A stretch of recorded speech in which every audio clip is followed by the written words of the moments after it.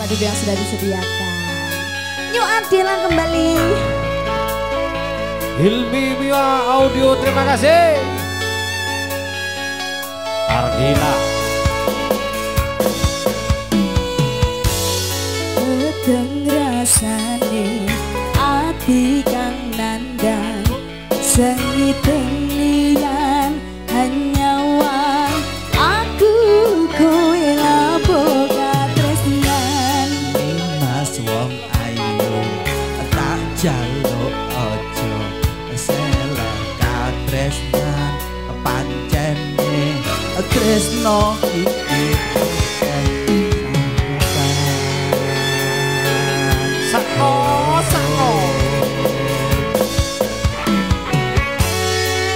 arep tumeka ngendi katresnan iki yen to aku sliramu ra diakoni senadyan donya ora bisa nyangga bakal tak jaga yen durung kapisah mereka kuwasa Mas kowe sing tak sayang ralio aku kudu kelangan Mas mesti kaneng ati dongoku siji tresno iki abadi dewa-dewa asmara kuatno ati kawula anggun gelap tresno datan yen saking tak rewangi tak pacen lahir tresno dan suci kasunyatan yen aku sliramu isih nyawiti Yu Adila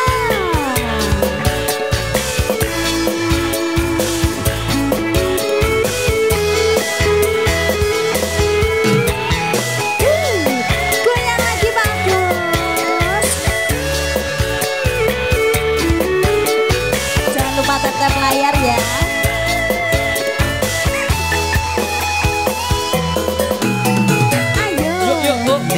Mas kowe sing tak sayang nalilo yen aku kelangan Kang Mas Mustika neati dongoku siji tresno iki abadi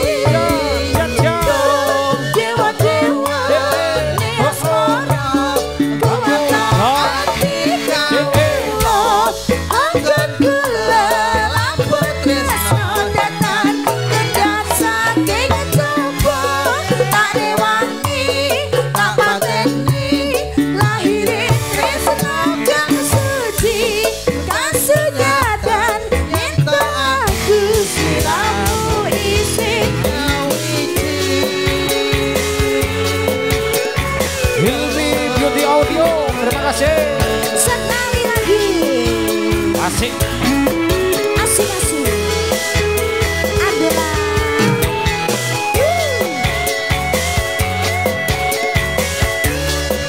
MBS Audio, terima kasih. ayo bos Iyo. jadi yuk Adela ayo